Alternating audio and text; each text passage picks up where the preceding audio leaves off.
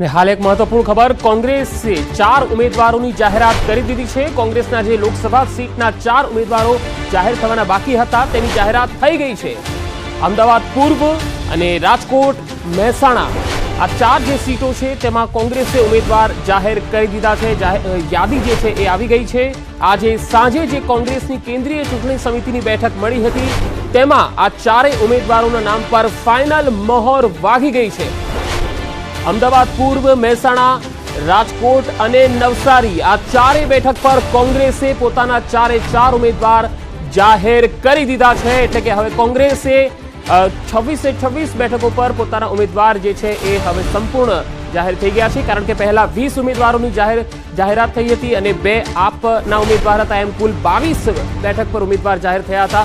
રાજકોટથી પરેશ ધાનાણી ઉમેદવાર તરીકે ઘોષિત થયા છે, જ્યારે મહેસાણાથી રામજી ઠાકોર ઉમેદવાર બનાવાયા છે। કોંગ્રેસે જે 4 ઉમેદવારોની જાહેરાત કરી છે તેમાં રાજકોટથી પરેશ ધાનાણીને ઉમેદવાર તરીકે જાહેર કરવામાં આવ્યા છે। રાજકોટની ટક્કરને વધુ મજબૂત કરવા માટે પરેશ ધાનાણીને ટિકિટ આપવામાં આવી છે। રાજકોટથી આ એક મહત્વપૂર્ણ ખબર કહી શકાય, કારણ કે કોંગ્રેસે પરેશ ધાનાણી કે જેઓ અમરેલીથી છે, હવે પરસોત્તમ રૂપાલાની સામે પરેશ ધાનાણીને મેદાનમાં ઉતારવામાં આવ્યા છે, જેઓ અમરેલી બેઠક પર પ્રભુત્વ ધરાવે છે। પરંતુ પરસોત્તમ રૂપાલા જેઓ અમરેલીના છે અને તેમને જ્યારે ભાજપે રાજકોટથી ટિકિટ આપી છે ત્યારે કોંગ્રેસે તેમની સામે પરેશ ધાનાણીને મેદાનમાં ઉતાર્યા છે। એટલે કે રાજકોટની જે ટક્કર છે એ મજબૂત જોવા મળશે। તો બીજી તરફ મહેસાણાથી જે નામ આવ્યું છે એ ઠાકોર ઉમેદવાર જે છે તેને જાહેર કરવામાં આવ્યો છે।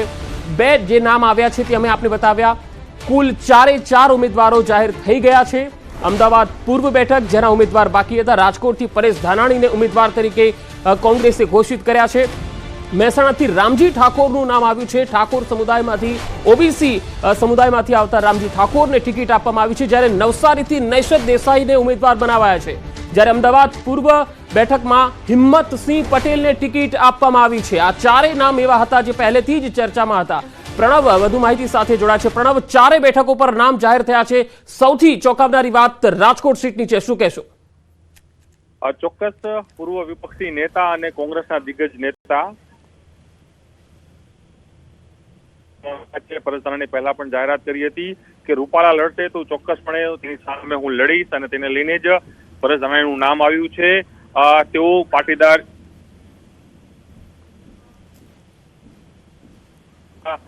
પ્રદેશની અંદર અલગ અલગ તેઓ જવાબદારી પણ નિભાવી હતી, વિપક્ષના તેઓ નેતા પણ રહી ચુક્યા છે। એ જ રીતે અમદાવાદની જે પૂર્વ બેઠક છે તેમાં પૂર્વ મેયર હિંમતસિંહ ડિક્લેર થયું છે, તે પૂર્વ ધારાસભ્ય પણ છે। હાલ અમદાવાદ શહેરના તેઓ પ્રમુખ છે, ગુજરાત કોંગ્રેસના કાર્યકારી પ્રમુખ પણ રહી ચુક્યા છે। તો સાથે જ 4 ટર્મ તેઓ કાઉન્સિલર પણ રહી ચુક્યા છે। એ જ રીતે BR પાટીલ જે નવસારી ચૂંટણી લડી રહ્યા છે તેની સામે નેસદભાઈ દેસાઈને ઉતારવામાં આવ્યા છે। નેસદભાઈ દેસાઈ જે છે સ્વતંત્ર સેનાની પરિવારમાંથી આવે છે, શ્રમિકો માટે સતત તેઓ લડતા રહ્યા છે, ઇન્ટુકના પ્રેસિડેન્ટ પણ તેઓ રહી ચુક્યા છે, અને સાથે જ કોંગ્રેસ પાર્ટીના હાલ તેઓ પ્રવક્તા પણ છે। જે સૌથી બીજું મહત્વનું નામ જે બહાર આવ્યું છે, રામાજી ઠાકોર સમાજનો એક ચહેરો, મહેસાણા જિલ્લા કોંગ્રેસ પ્રમુખ પણ તેઓ રહી ચુક્યા છે, અલગ અલગ જવાબદારી પણ તેઓ નિભાવી ચુક્યા છે। અને ન્યૂઝ 18 પણ આ નામ સૌથી પહેલા ચલાવ્યું હતું કે રામાજી ઠાકોરનું નામ ત્યાં કન્ફર્મ થયું છે। એમ ચોક્કસ માની શકાય કે 4 જે લોકસભા છે એ 4 લોકસભા છે તેના નામો છે તે ડિક્લેર કરવામાં છે। તે જ રીતે જે બાય ઇલેક્શન જે થવાનું છે ગુજરાતની 5 વિધાનસભાની અંદર, તેમાં વિજાપુરથી દિનેશ પટેલ નું આ નામ પણ પહેલા બ્રેક કર્યું હતું, આપણે દર્શકોને આપ્યું હતું। એ જ રીતે પોરબંદર બેઠક ઉપર રાજુભાઈ ઓડેદરા, તેનું નામ પર મહોર લાગી છે। માણાવદર બેઠક ઉપરથી હીરાભાઈ જે છે પટેલ તેમની પસંદ કરવામાં આવી છે। ખંભાત જે બેઠક છે તેમાં મહેન્દ્રસિંહ પરમાર મહોર લાગી છે, અને વાઘોડ ઉપર હાલ પાર્ટીએ મહોર મારી છે। જી પ્રણવ, ખાસ કરીને જો લોકસભાની સીટની વાત કરીએ તો પરેશ ધાનાણીને મનાવવાના પ્રયત્નો થયા હતા રાજકોટથી લડવા માટે। હવે રાજકોટની બેઠક જે છે એ કેટલી રસાકસી ભરી રહેશે, કારણ કે ઉમેદવાર મજબૂત છે કોંગ્રેસનો? ચોક્કસ પરેશ ધાનાણી જે છે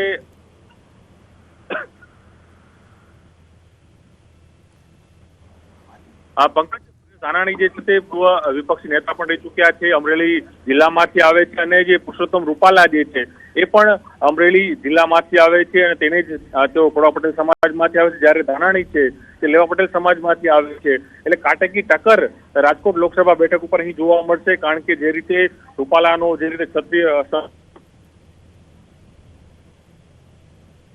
તેની સામે જ કહી શકાય કે પરેશ ધાનાણી મેદાનમાં ઉતર્યા છે. પરેશ ધાનાણીને મનાવવાનો પણ પ્રયાસ કર્યા હતા, પરંતુ ન્યૂઝ 18 આ નામ પણ સૌથી પહેલા બ્રેક કર્યું હતું કે રાજકોટની જે બેઠક છે તેની અંદર પરેશ ધાનાણી ચૂંટણી લડશે, કારણ કે તેઓ લેવા પટેલ સમાજમાંથી આવે છે. લોકસભા જે બેઠક છે રાજકોટની તેની અંદર મોટી સંખ્યામાં જે કહી શકાય કે લેવા પટેલ સમાજના મોટા મતો છે, અને એ પણ અમરેલીમાંથી આવે છે, અને પુરુષોત્તમ રૂપાલા છે તે પણ અમરેલી માંથી આવે છે. બંને દિગ્ગજ નેતા 2002 ની ચૂંટણીમાં જ્યારે અમરેલી વિધાનસભા અને પુરુષોત્તમ રૂપાલા ત્યારે જે જાયન્ટ કિલર પરેશ ધાનાણી સાબિત થયા હતા, અને પરેશ ધાનાણી ત્યાં જીત થઈ હતી, ત્યારે હવે આ વખતે ફરી જોવાનું રહે છે કે કોની ત્યાં જીત અને કોની હાર થાય છે. પરંતુ ચોક્કસ એ માની શકાય કે રાજકોટની જે સૌરાષ્ટ્રની મોટી જે બેઠક છે અને જે સૌરાષ્ટ્રનું મુખ્ય આર્થિક પાટનગર માનવામાં આવે છે તે રાજકોટ લોકસભા બેઠક